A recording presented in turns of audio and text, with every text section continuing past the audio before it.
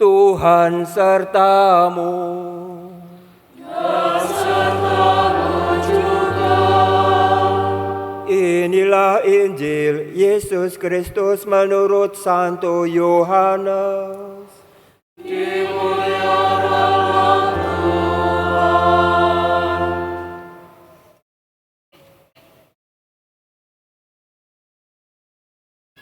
Bab 17 ayat 11b sampai 19. Dalam perjamuan malam terakhir, Yesus menengadah ke langit dan berdoa bagi semua murid-Nya.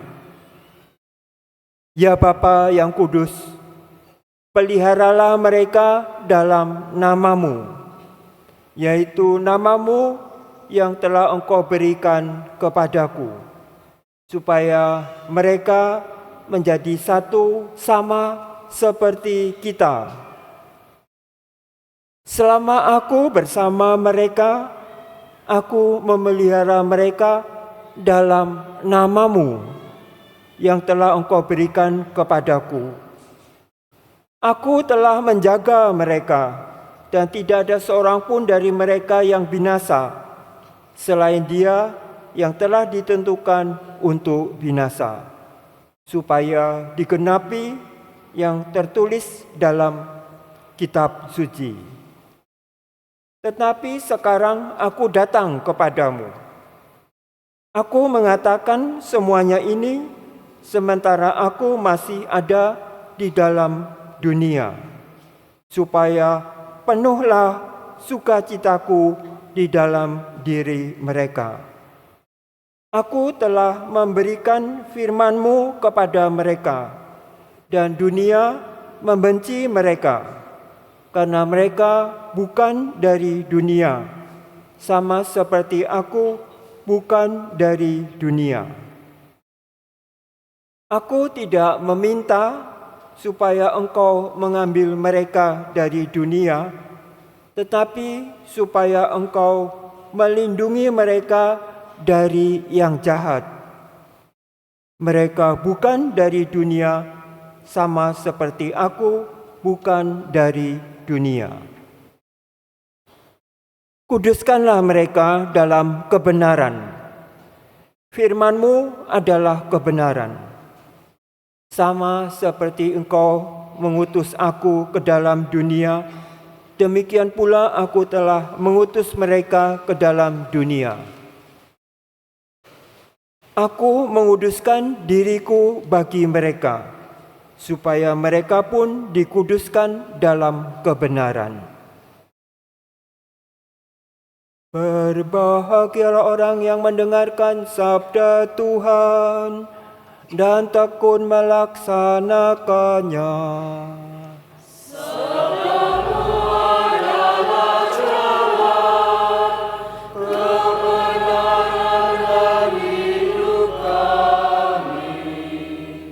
Semoga oleh sabda Tuhan diteguhkanlah iman kita.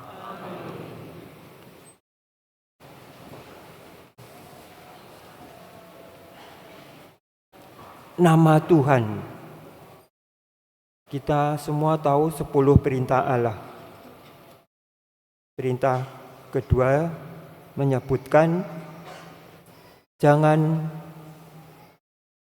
menyebut nama Tuhanmu tidak dengan hormat. Jangan menyebutkan nama Tuhanmu tidak dengan hormat. Nama Tuhan. Malahan sepantasnya kita itu bersyukur karena nama Tuhan itu disematkan dalam hati kita. Orang-orang yang percaya akan apa yang telah disampaikan kepada kita, yaitu firman Tuhan disampaikan kepada kita. Setiap dari kita selalu mendengarkan firman Tuhan. Firman Tuhan itu yang membuat kita melakukan perintah Tuhan. Dan perintah Tuhan yang kita jalankan berarti kita mengasihi Tuhan.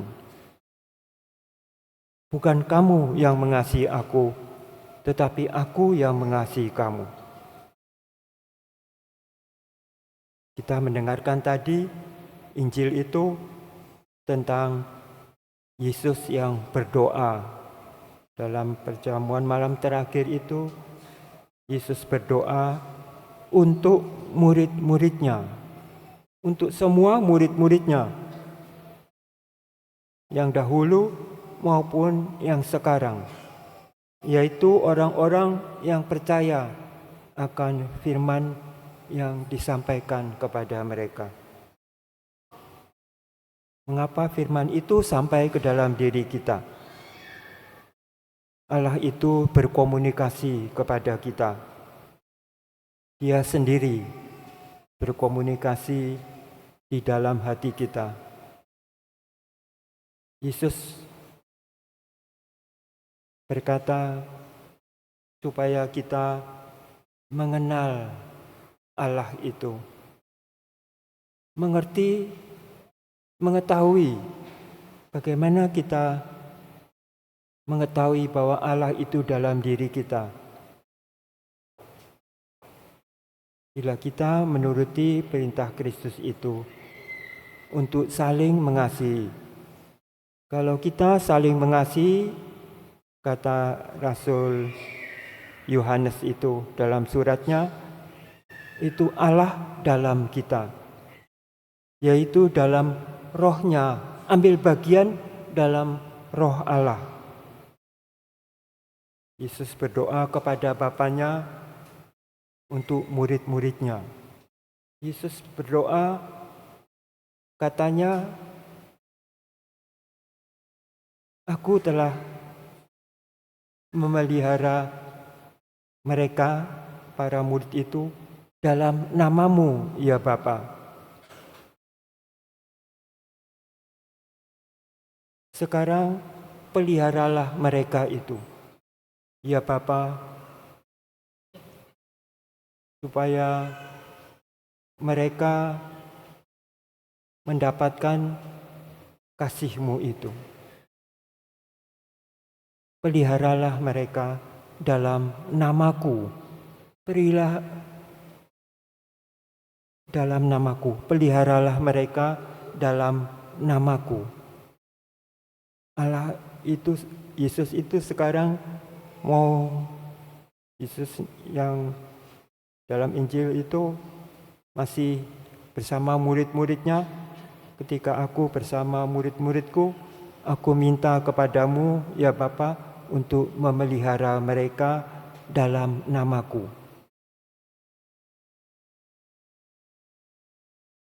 Supaya engkau memelihara mereka, karena aku pergi kepadamu. Yesus pergi kepada Bapanya. Yesus naik ke surga. Murid-murid tidak melihat lagi dia. Apalagi kepada kita. Siapa yang pernah melihat Allah? Tetapi dalam suratnya, Rasul itu berkata, Yohanes, bahwa kita mengetahui bahwa Allah di dalam diri kita bila kita saling mengasihi. Kasih Allah itu dalam diri kita karena kita saling mengasihi. Bukan kasih yang seperti diberikan dunia, tetapi kasih yang seperti aku mengasihi kamu. Lalu karena itu kita mengenal kasih Allah itu kalau kita berbuat kasih itu satu sama lain. Allah itu memberikan rohnya kepada kita. Dan rohnya itu membuat kita mengetahui bahwa kita mempunyai kasih Allah itu. Karena itu kita ini dibenci oleh dunia. Karena kita lalu bukan berasal dari dunia ini. Dunia ini membenci kita. Dunia ini menginginkan agar kita tergoda, berbuat seperti mereka itu. Tapi beruntunglah kita, Allah Bapanya itu selalu ingin berkomunikasi dengan kita. Karena itu kita pun hendaknya berkomunikasi kepada Bapa di surga. Seperti Yesus yang berkomunikasi dengan Bapanya, berdoa untuk murid-muridnya, bukan untuk dirinya sendiri. Karena Yesus sendiri sudah bersatu dengan Bapanya. Yesus dan Bapa adalah satu. Tetapi kita di dunia ini masih berjuang. Dan beruntunglah kita bahwa sekarang Bapa itu yang memelihara kita. Bapa itu seperti kata Yesus kepada murid-muridnya, lebih besar dari siapapun. Tidak ada seorang pun yang bisa menghalangi. Karena itu kepercayaan kita sewajarnya selalu bertambah dari hari ke hari. Hidup kita ini, pengalaman hidup itu sungguh berharga. Coba renungkan hari-hari yang lalu yang kamu alami. Bagaimana kamu sekarang ini sudah lebih dekat kepada Allah itu. Bapa di surga itu bersama Yesus. Karena Allah bersama Yesus itu mengutus rohnya kepada kita. Hari-hari ini kita mau semakin mengenal bagaimana pandangan Allah tentang diri kita ini. Kita ini manusia yang lemah, yang memerlukan pertolongan. Kita perlu nasihat, kita perlu pertolongan, kita perlu kebijaksanaan Allah yang telah diberikan kepada kita supaya kita ini mempergunakannya. Karunia roh diberikan, dan karunia roh itu bermacam-macam, tidak terbilang. Hanya satu saja sudah cukup untuk kita, untuk mewarisi kasih Allah itu kepada saudara-saudari kita. Yesus sendiri mengatakan, jadilah seperti aku yang rendah hati dan lemah lembut. Paulus menambahkan dengan berbagai bentuk cinta kasih, kemurahan hati, pengertian akan perasaan sesama, intuisi kita, hati nurani kita itu selalu berkata-kata dengan Bapa di surga itu, dengan roh Allah, roh kudus itu. Karena itu hendaklah kita memelihara hubungan itu dari hari ke hari, supaya kita tahu siapa Allah itu bagi kita, dan siapa kita ini, orang-orang yang lemah itu bagi Allah. Coba bayangkan Yesus yang tadi berkata, supaya mereka, murid-muridnya itu bersatu seperti kita, bersatu seperti kita dalam doanya itu. Seperti Yesus bersatu dengan Bapanya. Aku dan Bapa adalah satu. Yesus memohonkan supaya kita bersatu seperti Yesus bersatu dengan Bapanya. Alangkah luhurnya permohonan itu bagi kita yang lemah ini.